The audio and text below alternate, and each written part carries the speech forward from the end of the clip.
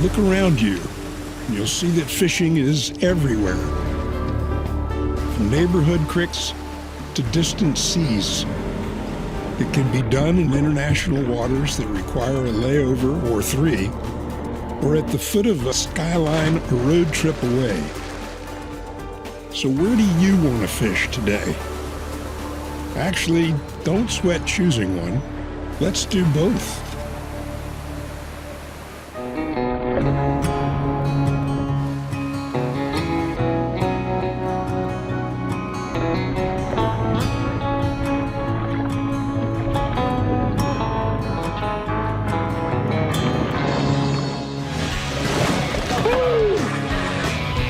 He just ate it. He was on it.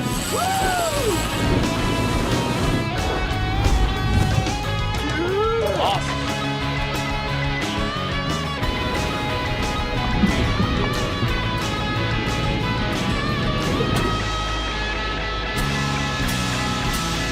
There are 2 sides to every fishing story, and this season we tell both.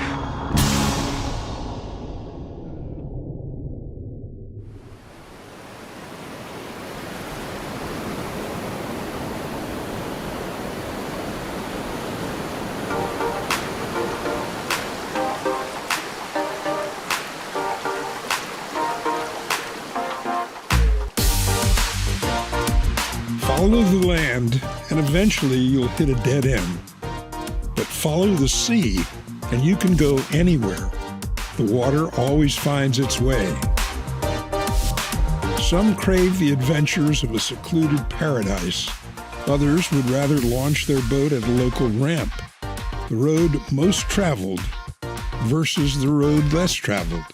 Town versus country. And despite their vast differences, the fishing isn't all that different.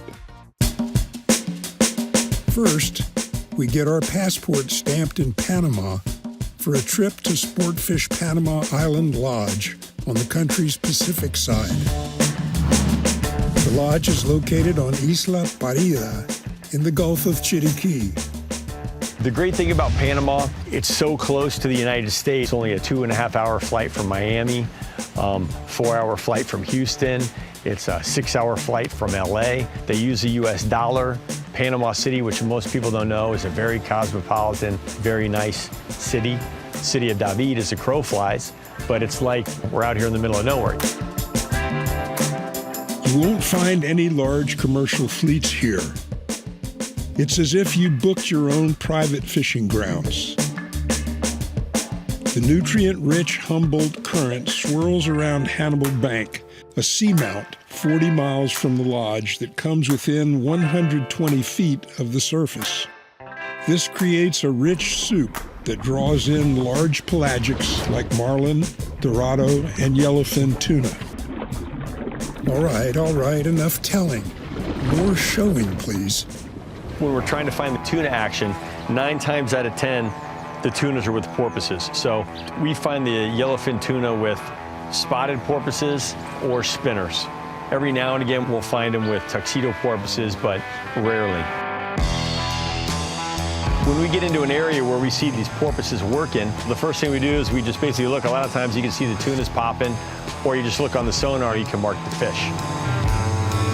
Found a little pot of porpoises and saw the tunas popping, and so we're gonna run over there and join the party. I just got 8. Fish on. Fish on. Not doing a whole lot, just kind of down there. You don't even know he's Head hooked yet, down, probably. thumping. Chris is hooked into a nice tuna here, it looks like. We saw a pot of porpoises here working shoulder to shoulder. We got up in front of them and threw out some chunks and put a couple chunks down, and Chris hooked into this tuna here.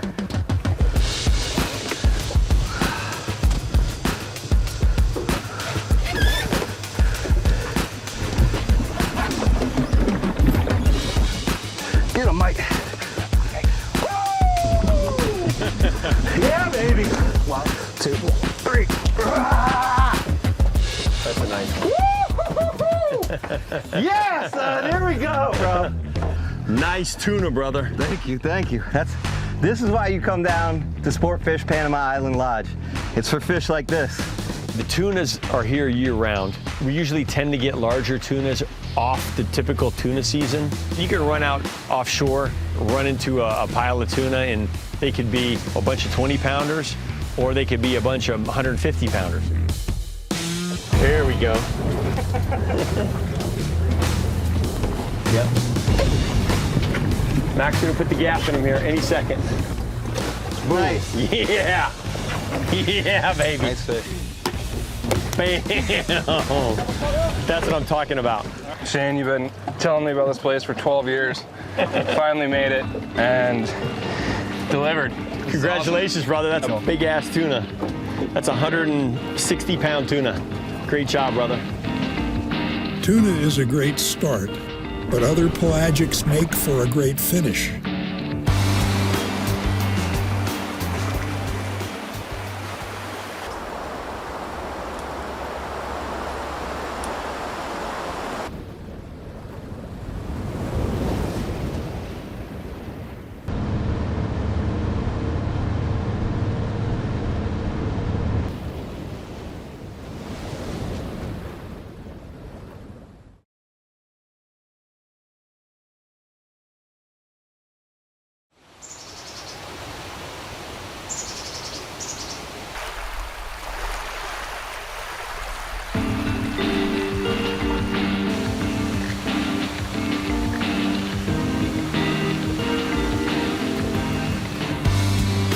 February in Panama.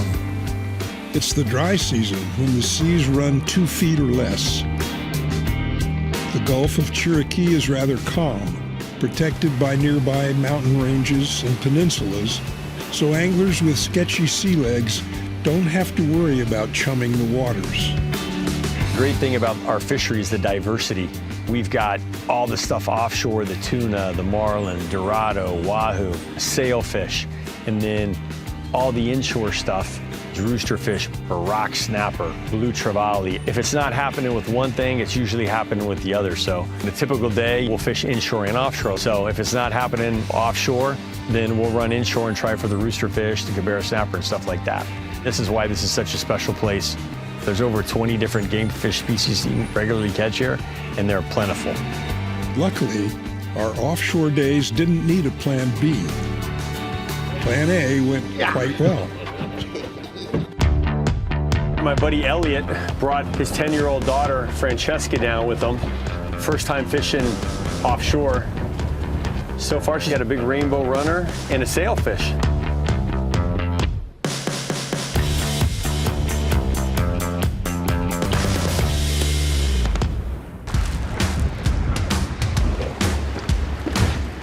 Black marlin prefer to come up and eat in shallow water, and we tend to get the blue marlin out in the deeper water. We'll get those on live baits as well. We'll get blue marlin in here as well. When there's this much bait, there could be all kinds of predators here. As the charter boats spot bait fish like bonitas, skipjacks, or small yellowfin, they're caught and stored in tuna tubes.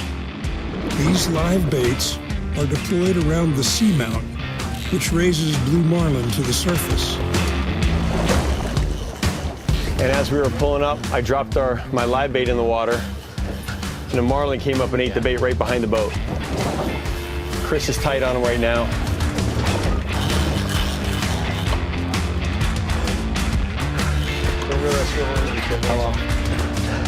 That's a caught fish right there, boys. Yeah, Let's baby. go! Yeah. Super nice fish. Congratulations, Chris. Thanks, Captain, for putting me on.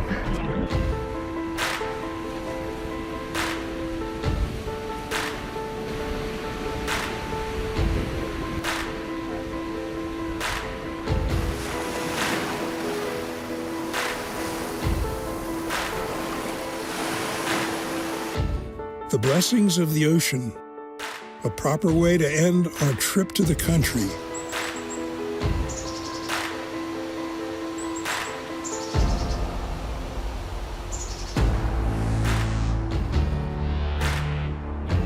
Cheers. There you go. Up next, a dose of Florida's urban tropical vibes.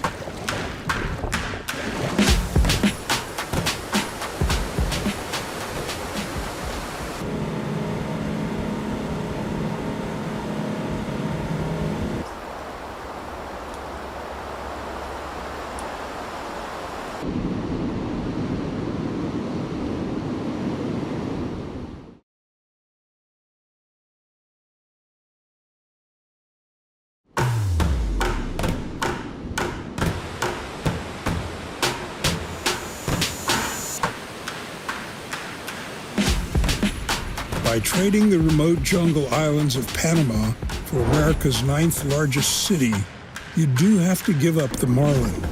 But sailfish, dorado, and tuna are still in play. Bienvenido a Miami, Florida's second most populous city, the last stop before US 1 turns into a 2-lane highway to the Florida Keys. Our fishing grounds, Biscayne Bay. Biscayne Bay stretches out below the urban glitz of Miami and lies to the east of the city center. The bay stretches from North Miami to Key Largo and encompasses 428 square miles. But on most days, a short run from Bayside Marina is all you need. World-class fishing where you can see the condo from the cockpit. Miami's a huge tourist destination. South Beach is booked solid 24/7. People don't have a clue what we've got here with the fishing, the water, the diving. The nice thing about fishing out of Miami is here we got this big city here, and we only have to go out 2 or 3 miles, and we have spectacular fishing. Not many places you can say that. So I tell people all the time, this is the best place in the world to fish in civilization.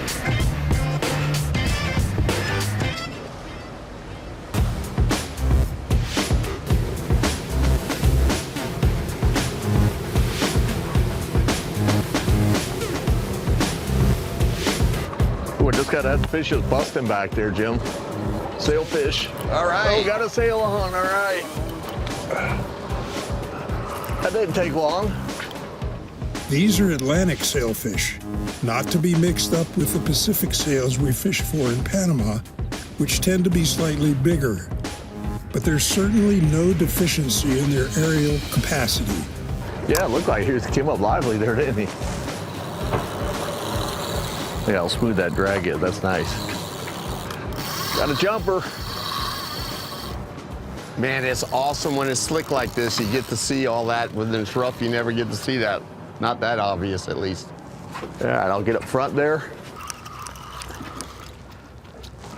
You gaining? Yeah, we're gaining good. I don't think he's that far now. He's a little bit to the left. Here he is. You close? Right here. Can't wait till he gets right there. All right. All right, good Tag's tag. in. Oh yeah, good tag. All right. All right. Woo, good way to start the day. Good start there. That didn't take long.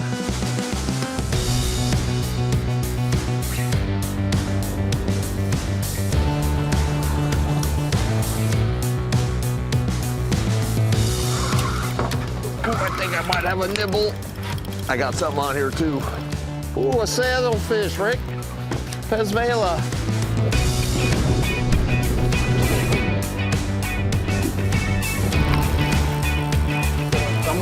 I might wind him right into the boat. You got a double of sails. This one ate on the deep line, although it really wasn't too terribly deep.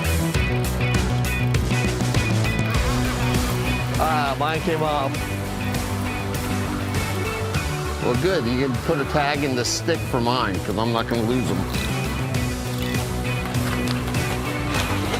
All right, get another tag ready. Try and get that in the sailfish.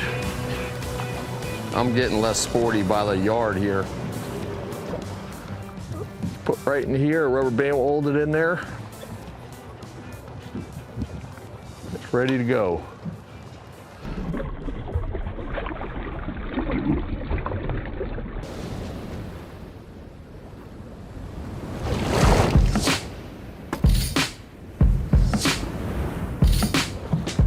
Yep, tag's in good. All right, sails are biting. All right, buddy, while you're still kicking good. For our finale, sails up in the shadow of the city.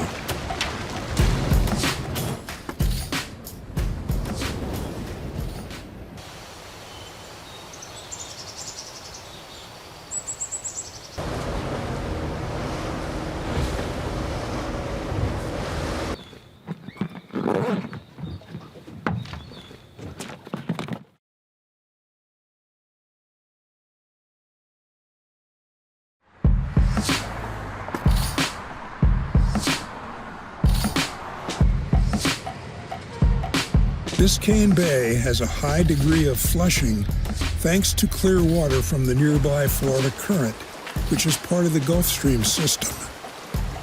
This dilutes land-based sources of pollution and helps keep the bay clean.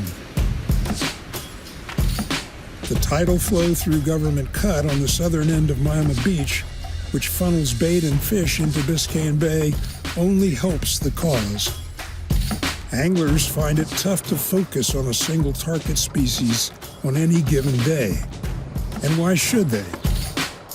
We have great fishing. We've got reef fishing, we've got wreck fishing. We get out a little deeper over the edge, 100 feet plus. That's where we start seeing our sailfish, king mackerel, blackfin tunas, occasional yellowfin tuna, wahoo, cobia.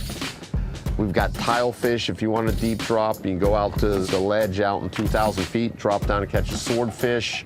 You can catch some mahis on the way out there. So we've got all kinds of fishing. You want to come in the bay here, bonefish, tarpon, permit, snook, every kind of Atlantic fish, and we don't have to go far to catch them.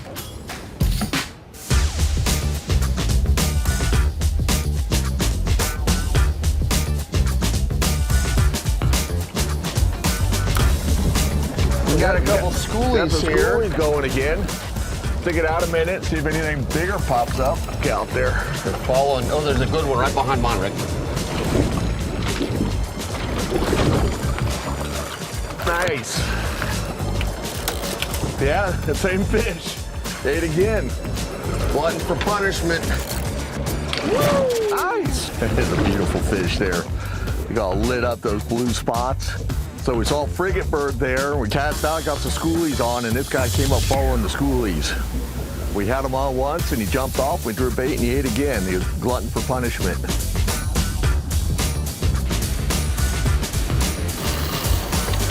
These might be tunas.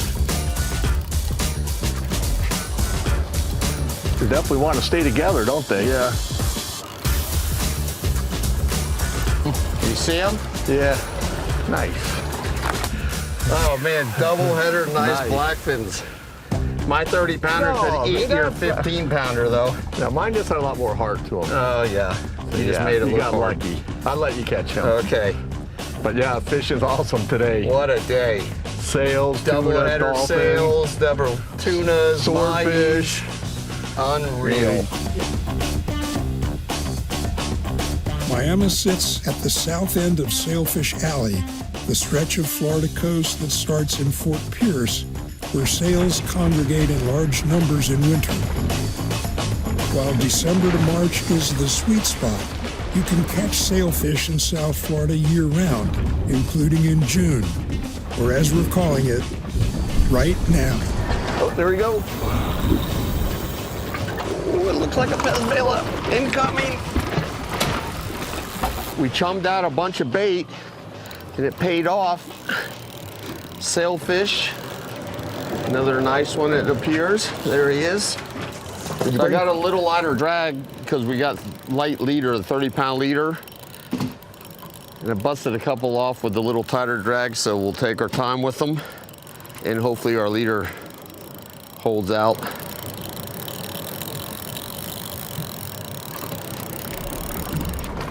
Hey, everybody, come here. All right, good tag. Swing right over here, I'll grab the leader. All right, got it. Woo! Man, what an awesome day. Great fish, calm seas. Doesn't get any better than this. From town to country, from gridlock to off the grid, fishing is indeed everywhere. So pick the spot that suits you. But keep an open mind. The only way to see what fits is to try it on.